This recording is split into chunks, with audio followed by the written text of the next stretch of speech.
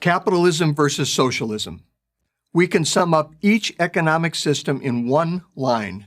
Capitalism is based on human greed. Socialism is based on human need, right? No, wrong, so wrong. It's exactly backwards. And I'll prove it to you. Been on Amazon lately? Each of the thousands of products Amazon offers represents the work of people who believe they have something you want or need. If they're right, they prosper. If they're wrong, they don't. That's how the free market works. It encourages people to improve their lives by satisfying the needs of others. No one starts a business making a thing or providing a service for themselves. They start a business to make things or provide services for others. Now, I speak from personal experience. When I was the CEO of the company that owns Carl's Jr. and Hardee's restaurant chains, we spent millions of dollars every year trying to determine what customers wanted. If our customers didn't like something, we changed it, and fast.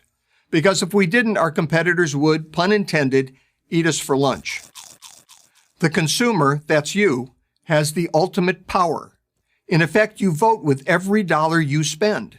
In a socialist economy, the government has the ultimate power. It decides what you get from a limited supply it decides should exist. Instead of millions of people making millions of decisions about what they want, a few people, government elites, decide what people should have and how much they should pay for it. Not surprisingly, they always get it wrong. Have you ever noticed that late-stage socialist failures always run out of essential items like toilet paper? Of course, this isn't a problem for those who have the right connections with the right people. Those chosen few get whatever they want. But everyone else is out of luck. Venezuela, once the richest country in South America, is the most recent example of socialism driving a prosperous country into an economic ditch. Now, maybe you think it's an unfair example. I'm not sure why, but okay. We'll ignore the fact that leftist activists celebrated it as a great socialist success right up until it wasn't. But what about Western European countries? Don't they have socialist economies? People seem pretty happy there. Why can't we have what they have? Free healthcare, free college, stronger unions. Good question, and the answer may surprise you. There are no socialist countries in Western Europe. Most are just as capitalist as the United States. The only difference, and it's a big one, is that they offer more government benefits than the U.S. does. We can argue about the cost of these benefits and the point at which they reduce individual initiative, thus doing more harm than good. Scandinavians have been debating those questions for years. But only a free market capitalist economy can produce the wealth necessary to sustain all of the supposedly free stuff Europeans enjoy. To get the free stuff, after all, you have to create enough wealth to generate enough tax revenue to pay for everything the government gives away.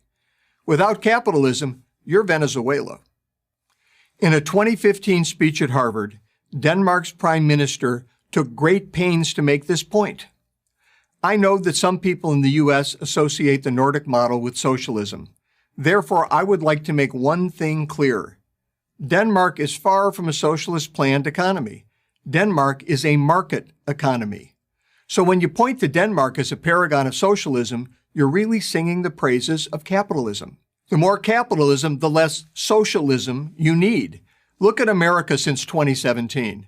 A policy of lower taxes and less government regulation, that's more capitalism, has led to a robust economic expansion, something thought impossible just a few years earlier. Unemployment, notably among minority groups typically most at risk for poverty, is at a generational low. Economic expansion gets people off welfare and into work. That's less socialism. None of this requires a degree in economics. Common sense is all you need. That's why it's so frustrating to see young people praising socialism and criticizing capitalism. It's bad enough that they're working against their own interests. Better job prospects, better wages, personal freedom. But they're also working against the interest of the less fortunate. Capitalism leads to economic democracy. Socialism leads to the economic dictatorship of the elite. Always and everywhere. So beware what you ask for. You just might get it. I'm Andy Puzder, the author of The Capitalist Comeback for Prager University.